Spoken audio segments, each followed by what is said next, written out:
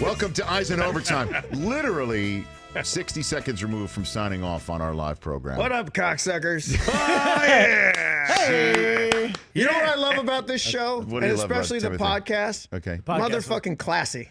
Thank you. It's classy. It You is. motherfuckers got class. We've got a ton of it. It's coming out of our coming out of our pile. Mike, Whoa, did you Mike! just curse? Yeah, what? No, it's funny. Did Mike just throw down? I actually dropped the first F-bomb on the air when we were racing the cars out there. You don't remember that? Yeah, we were racing the cars. I blacked out on it. Yes, and you crashed my brand new car that I bought, and I went, Mike, yeah. It's not about you, Mike. I know, I just... Wow, this show got off to a very sorry. interesting start. Why don't we? Let's rehash this. Yeah. Well, he's just trying to strike back because he knows if Tarantino rules were here, he wouldn't be working here right now. No, Tarantino rules, you're out. Cell phone. By the way, you Yes. got one too. I see you Oh, checking your no. phone, Oh, yeah, checking we the all do. feed, checking the Hold phone. on a None of second. it's Hold on a second. no. It is my job to be connected when I'm on the air. I wasn't checking my phone while I'm having Rich, a do you conversation want to be an with artist you. or do you not want to be an artist? That's really the question. I've already expressed to you my artistry in our conversation from the questions I asked you to my forehand. Oh, that was your artistry? That was my artistry. Sorry, I missed it. I missed it. Look, you're back to this again. This is not a forehand. You want to turn a little I bit need here? a sweep. I need a Turn a sweep. little bit. Yeah, just Sweep. No. I got Look. a sweep. Here we go. Ready? Here. Just a little bit out. Just a little bit of the face out. Right. Can we freeze frame one of these tennis players in the middle of One their... of them. Well, we got the They know what feed they're right doing. here. Well, we're in the You middle know of what's sad is I don't even have the tennis channel at home. Do you are you a soccer I fan? might come here every day this week just to watch Please. tennis. Can I just sit in this chair? Yeah, and please. that'll be by there. The way, That would by be the way, you tremendous. can come here anytime. And then we'll need a third chair for when Jalen and Juwan. Juwan. Well, they're phoning in. They won't be here. those guys are phoning in. Yes. Oh my God! One- Give me a break. Jalen will be in Toronto for the NBA Finals, and Juwan's going about to be in that? Ann Arbor. How about that, by the way? NBA Finals in Canada. How about that? Is right. What's going on there? It's an international And then game. Kawhi, and then he's coming. He's going to be a Clipper. Are you a Clipper fan or are you a Laker fan? Yeah, I am. No, I can't be a Laker fan. Why? Well, I grew up in Northern California. Okay. So I grew up rooting against the Lakers my entire life. Mm-hmm. So when I moved here, this is late 90s, I knew I was a big NBA fan. I had to root. I wanted to be able to go to games. I can't be a Laker fan. It was quite the quandary. And then I'm like, oh, the Clippers. Nobody cares if I'm a Clipper fan. No one will hold that against me. It's like I'm not even trying. My buddies won't be like, "Oh my God, you sold out." Because they just suck, and everyone knows Right. they're going to suck. So I became a Clipper fan. So are you a Warrior fan? Because you're Now there's the problem. Is I still kind of the Warriors. Sure, yeah. Well, I love mean, if them. you're from Northern California, yeah, no, that's and you can claim any part of the Warriors. Well, and by the way, the Warriors legitimately. were the Clippers to some degree. Of course I they mean, were. they were like they just broke your heart every couple years. They had their their the big run, three. They had the run TMC. Yes. They had they had so much good stuff. Timmy And they were Hardaway, just- Mitch Richmond, and Chris Mullen. Oh, Run TMC. Great Yeah. team. Fun. I met Fun days. Mitch Richmond at they used to have an NBA entertainment league. Did you guys ever know about that? Were you balling Yeah, in I that was one? balling in the NBA entertainment league. Mitch showed up for something. Okay, Yeah. and so Mitch has been So- here Been before. here, yeah. Mitch has been here, but not with Michael Irvin. Sat in for me when I was gone a couple weeks ago at an NFL Network assignment. Wait, you And- got people sitting in? Oh yeah, do you want? I'm available. Would you do this? Yeah. What do I got to do? I mean, I've seen your artistry, so I feel like I can do it. Well, hold on a second now. Hold on. I understand. No, if I have my what phone, you said could that. you could just send things in for me to. I understand that. Normally, I do like people who do this to be, connected to other human beings via Twitter or anything like that sort of thing. But Oh. I would make that exception. Thank for you. Plus, Because you've done. you in all, hosted a in show all before? seriousness, Yeah. you have done this role before, correct? Like you've been a sports. I used to call in sports for the radio. It was a punk rock radio station. Okay. Very. I thought yeah, you so I've got you skills. DJ'd, right? Didn't you or you called in So sports? there was a radio show here in LA Yeah. for years, Indie 103, punk rock kind of indie station. Yes. And I used to call in every morning with the sports report. So Just call in and say what to the punk fans of the world, So this would be a typical sports report right now. First of all, Joe Escalante, bass player for the Vandals. He's the host. By the way, after me, weather with David Lynch. Yes, David Lynch did the weather. Come on. And I did the sports. And somehow that station, we ran it off the air. I don't understand how that station's still not there. You would think. So I'd call in. This would be a typical morning. Yeah. I can't remember, 8 o'clock, something like that. My phone would ring, or I'd call in Joe, and he'd say, "You ready?" And I'd say, "Sure." It could go of any number of ways. This is how it would start, right? Yeah. He'd say, "Sports Tim the Elephant, here we go." He had a little sports theme, and he'd come on, "Morning, Tim," and I'd say, "Good morning, Joe."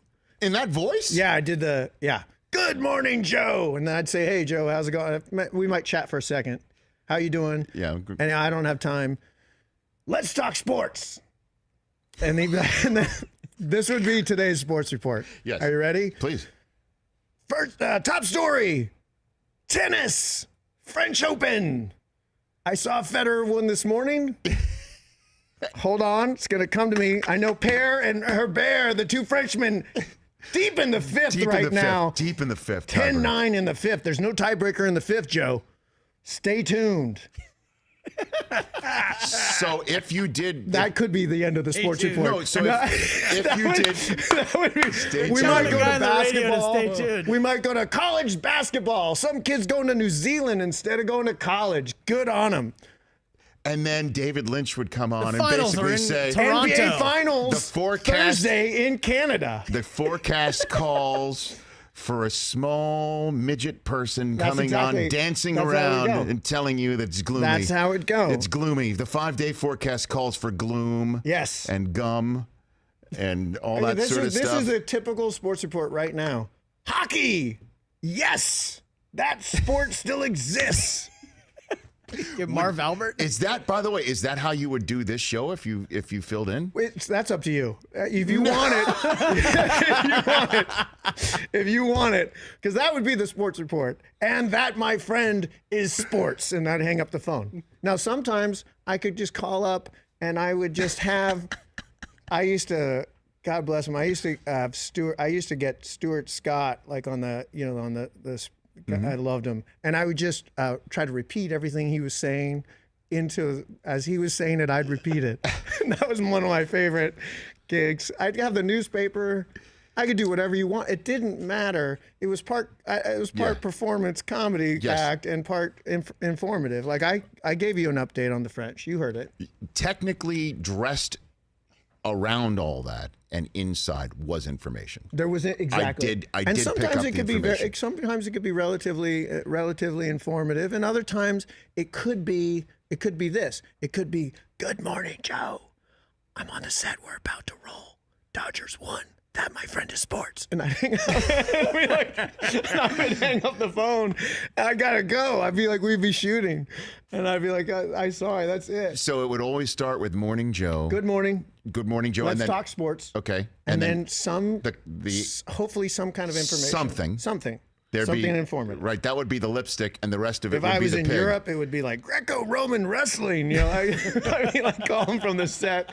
It could be whatever. Oh my gosh. And then sometimes I just have somebody else call it in if I was in the middle of work. If I was working, which I try to avoid, I would ask someone on the set. I was like, "Here's a number. You're going to call this guy. You just need to say, 'Good morning, Joe.' You say, 'Let's talk sports.' Tell him what you know. You can tell him what you know and then say that's sports. And let him know I'm sorry I was busy." And that was also very, but you can love see it. it worked. So, And then Lynch would come on with the weather. so when you were on Damages, you had like Glenn Close do it or something like that? Never asked Glenn to do that? Sudeikis did it once for me. Okay. Jason Sudeikis did it once for me. I asked him to call if he'd call in. It was more fun if it was like a PA on the set. Oh, I see what you're saying. Not like a Way more famous fun. person. Okay. Oh yeah. I got And it. don't let Joe know what, the best was not. I'll tell you another bit that I love. Okay. I couldn't do this too much. One of my favorite bits would go, "Good morning, Joe. Let's just get to it. Let's talk sports." And he's like, "Okay." And I was like, "Hold on, let me get the paper." And I'd put the phone down and I'd run outside to the front of the house, go get the paper, and come back in, just knowing he's dying. Dead? Just Dead air? dead. Dead air? So much fun. So much fun. great. So much fun. That's good radio. You guys, come on. So, So stay tuned for Tim guest hosting You'd next be, month. you'd be the Come one. on. You'd be the one. I wouldn't be here. Right. I'll be on a beach I know, just somewhere. be This me. is a good. This I'll is be on a show. beach. I'll be on a beach. Just me and Tim. Yeah. What do we? Let's talk. Just me and you. Yeah, we Talking sports. We're talking sports. Now we want to stay focused on the NFL, I suppose. No. Well, it'd be it's like gonna one. July. We could really do whatever we Well, I want. mean, late June. Late June. It's late June. right. I So love that you just said it's July. We can do whatever yeah, we want. it is. It is Yeah. pretty We much. get paid no matter what, Yeah, as long pretty- as we yeah. come in. We got to fill the 3 hours. You have no idea what's Yeah. considered Oh, really? content. Oh, Yeah, yeah. yeah. It's but I mean, dead air. I think would be in That's last discouraged. place. Yeah. Yeah. That's Well, By the way, your boy Pear just beat. Did he win? Yeah, Oh, I love it. Look at 11-9. He broke a bear. I'm assuming. You Herbert. can't. By the way, if it's France, you Herbert. can't be Herbert, right? You can't. You can't pronounce that that's Herbert in Herbert. Paris, right? Look at him. He's giving the heart to the French crowd. That's a tough. Nobody wants to see one of those guys go. But Pear is he is so fun. He's nuts. So you're into this thing. You're into tennis. You know your tennis. Huh? I do. I grew up around it. My brother, we grew up next to a swimming tennis racket club in Modesto. My brother, we both swam and played when we were quite young, and then we sort of divided the club. I swam, he played tennis, and that's how we got along. And so I swam in college, swam at USC, and my brother played tennis at USC. My brother's a phenomenal tennis player. How about that? But I picked it back up as later, and had enough of a base of it, and I love it. And my kid now plays. It's amazing at USC that a swim and a tennis, like the kids actually went there and did the swimming and tennis, as opposed to just like I know. saying that to get into USC. No, I know, and I did the same thing. My kid now also plays college tennis, and it just never occurred to me that there was another way. You know what I mean? And I'll tell you something, and this is not a lot of people call and they're like, "Oh, you swam at USC? Did you actually swim?"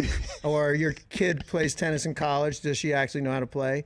And the sad story that no one's really talking about is that the only reason my kid's actually playing tennis is because we just couldn't afford the other route.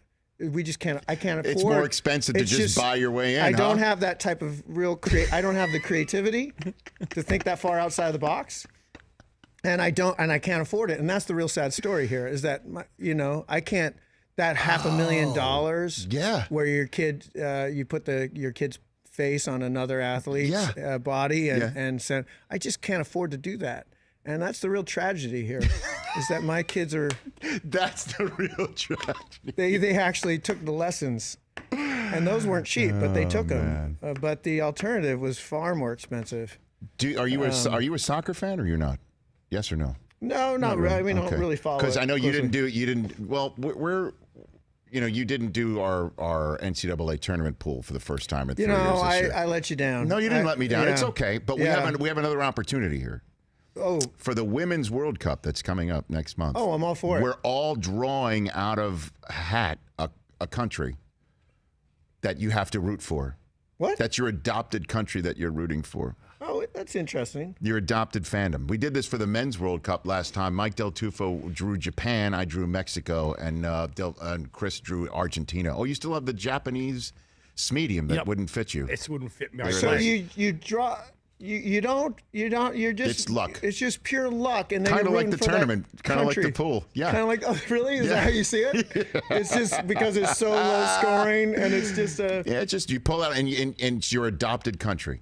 Really? Obviously, we're all rooting for Team USA. That's understood. Of course it is. But outside of that, if you want in on that, we'll draw up country for you. Yeah, I'm in on that. Okay. Yeah, Okay. I'm in on that. There we go. Well, maybe when I'm here. When is this? The draw, like a month. Next week is when no, we're next pulling week. out of the he's hat. hosting But when it, I'm yeah. out, But I'm hosting in July, no, in late June. Late June.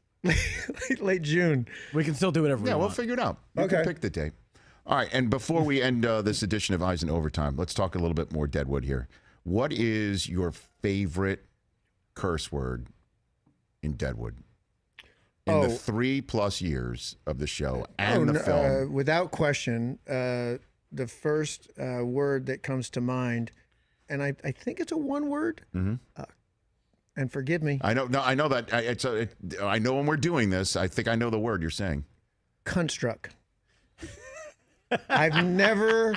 I don't. It was just. It's what I remember. It was Swearingen says that Bullock Because- has been construct ever since Right. Molly Garrett showed up. Yeah.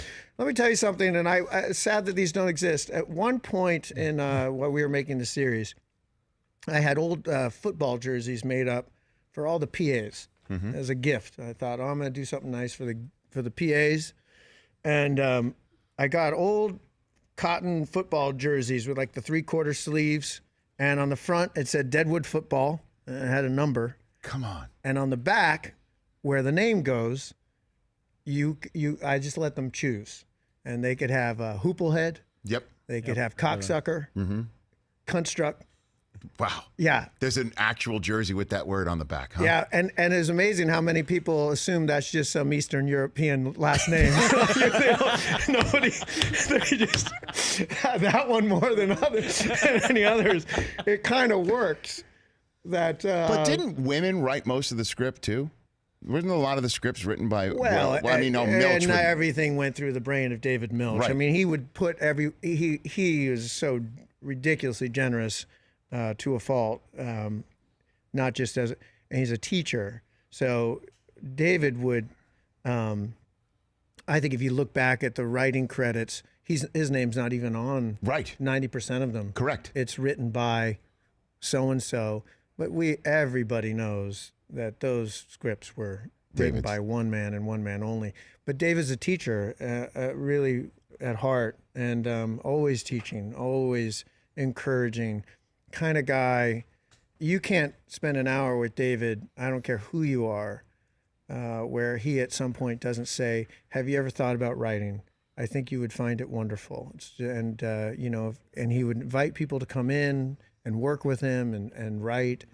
And he had a very unusual process because he doesn't write. He lays down on the floor. He talks. I don't know if you know about how his process works, but David oftentimes, because he had a bad back, he would just lay on the ground in the writer's room, and he would talk out scenes and stories and dialogue, and someone would write it, and it would appear up onto a screen, and then the writers would sit around him, and every now and then interject or remind him of something that he was interested in. And then that process never stopped. So you would be on the set. He was always continually writing, seeing what happened in front of him, see what inspiration. So you would have characters who, Ray McKinnon, the preacher, I think he was supposed to be dead in the first few episodes of season 1, but then David just became fascinated by the illness and the process that it was taking, and he had more to say. Anna Gunn, Martha Bullock, was supposed to show up season 1 halfway into the season. They'd already hired her. Right. But then he'd get carried away in things that were happening in front of him that he was interested in. So then he kept pushing her back. He'd say, well, you're going to show up now, episode 10. And then he'd say to me, she's going to show up in the final episode. And then he said, no, next year. Next year. So he'd call her and say, can you just wait a couple more months? Is that the way she got Breaking Bad? Just waiting around. Just waiting around. I mean, it might. Yeah. So anyway, he did have a lot. There was the writing room was very eccentric and very diverse, and David, I mean, he just loved to. He was one of those people who was able to see parts of you that you weren't even aware of yourself, and they would find their way into those stories. How was that for Bullock? How did he pull that for you? Countless examples, but I remember talking to him at lunch. It didn't occur to me that this was happening when we first started working together, and it never occurred to me as an idea that one could work this way. But David didn't see any separation between life and the work. Whatever you were talking about at any given moment, you were talking about the work, and when you were working, you were talking about life. So I don't think he ever saw any clear-cut line between the two. So you could be having lunch with him. I always preface these stories with, I know memory's not a reliable narrator, but in my memory, I remember having lunch with him, talking about getting in fights as a kid. I remember when I was quite young, I used to get in a lot of fights, and I remember sometimes crying. You know, even if I was winning the fight, even if I was beating the shit out of some poor kid, tears running down my face, and David saying, you know, and isn't that wonderful, and isn't that who you want on your side, you know, someone, and I felt like it was, you know, not more than 24 hours after that, he gave me the scene where Bullock goes and choking Jack McCall, choking him to death, tears running down his face. Jack McCall said, "Why are you crying?" And Bullock not realizing he was.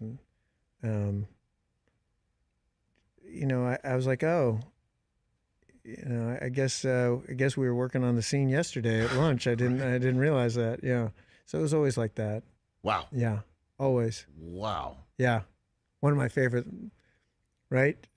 Bullock says to McCall, calls him a droop-eyed motherfucker. That's right. he says, I was born this way. And I said, yeah, who do you blame for the rest of the fucking mess? It's so great. Honestly, so delicious. It's a great word for it, Timothy. Yeah. A great word. It is delicious. It Well, is a and- full meal. Well, and that's the other thing, is that in all of that, it's often gets lost in all that violence and all that colorful language and poetry. And there's moments of humanity, and those moments are they're really special. I mean, it's a true. You're watching opera, you know, when you're working with them. You feel like you're part of a symphony. Well, again, and that's what's captured in this film as well, is that those quiet, small human moments amongst the literal mess that the thoroughfare is, and what's happening in the town, and how lawless it can possibly be, and you're kind of the only thin blue line out there to keep the law together, and it can be it's a messy, ugly world, but there's still moments of humanity, of connection between human beings. And I think within this movie, there's it's always about the town. You're always, when you're making the show, you realize the town is the main character. And in a way, it's a movie about the battle for the soul of the town. Mm-hmm. And to some degree, as goes Bullock, so goes the town. So you're watching one man, grapple with his dark, is he gonna give over to that sort of the darkness within him, or is he gonna stay kind of tethered to these things that, like his wife and his children, these things that have given his life meaning? It's a beautiful story. Yeah, beautiful. It was very special to be a part of, especially this time around, even more so this time around. It's beautiful. A couple more questions on this, and then we'll send you on the way. Where do you watch from when, say, Ian McShane would do his soliloquies as Al Swearingen, and those were profane and beautiful and twisted and deep? Like when he's up there on the balcony talking and stuff.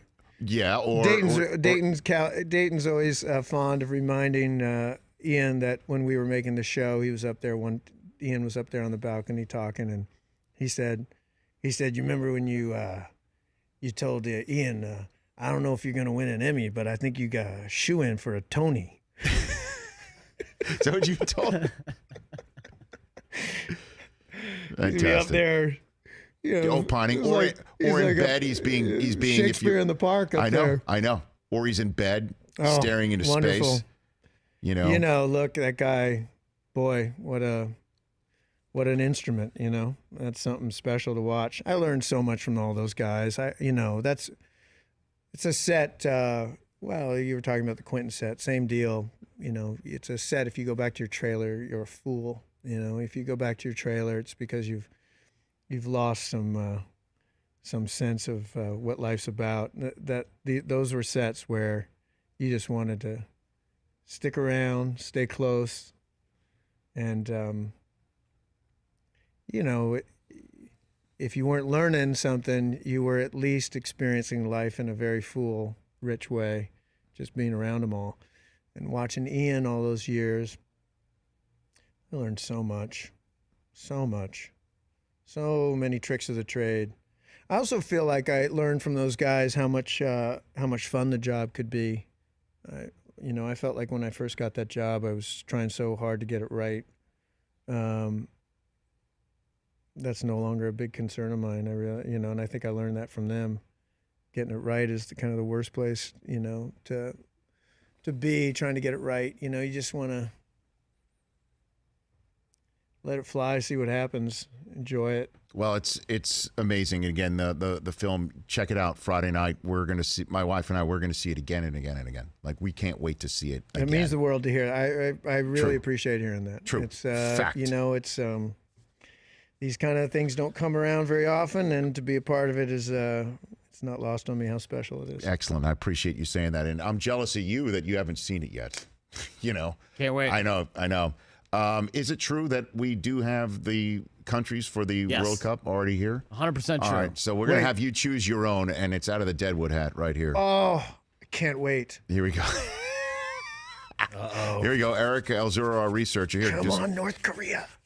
No, I don't think... I don't know if that's an actual choice, but out of the Deadwood hat. Huh? Out of the Deadwood hat, you choose. Here we go. You ready? Open her up. And it is Canada. Oh, my. Number 210. That ain't a bad choice. That's not a bad one at all. Strong. It's our friends to the north. It's our friends to the north. Hey, you talk about NBA You know what Finals. I mean? This could be a big year for Canada. This is it. I think what just happened here is a big year for Canada. Okay. By the way, Wow. very impressed with our production value here. Like, we actually got... We didn't just like scribble out on a name of a country. I also want to thank you guys for putting the name of the country underneath the flag, because there was a moment there. I was like, is this some kind of? God, am I not going to know the flag? There's nothing worse. They're currently ranked, I'm told, 5th. This one I knew in I would have FIFA gotten, ranking but right there's now. a bunch where there's just 3 colors, and I'm pretty sure, but Could who be, knows? Could be this, could be that, Could be all this, of could it. be that. Timothy Oliphant. Is this really? Are you on Twitter at Real Timothy Oliphant? Are you on? No. That's not the real one. That is not it. I'm like, wait a minute. You know what, though? What? Let's say it is. Okay. Let's give that guy, Should we let's give make a that Twitter person, for you whoever's right doing now? it, let's give him a little more responsibility. Let's make a Twitter you know for what I you mean? right now. Let me tell you something. What's it called? At Real Timothy Oliphant. That's me. Blue check mark. I hope he's taking himself seriously, because there's a lot of pressure. With great power comes great responsibility. Well done. I believe is what Spider-Man's uncle once told him. Yes. And I'm telling that to at Real Timothy Oliphant. I hope he's using that wisely. Good to see you, brother. Thanks for coming on. Nice You've been to here be here. literally for an hour. I really appreciate it. Thank you. Deadwood movie. Check it out Friday. Hope you HBO. enjoy it. The Rich Eisen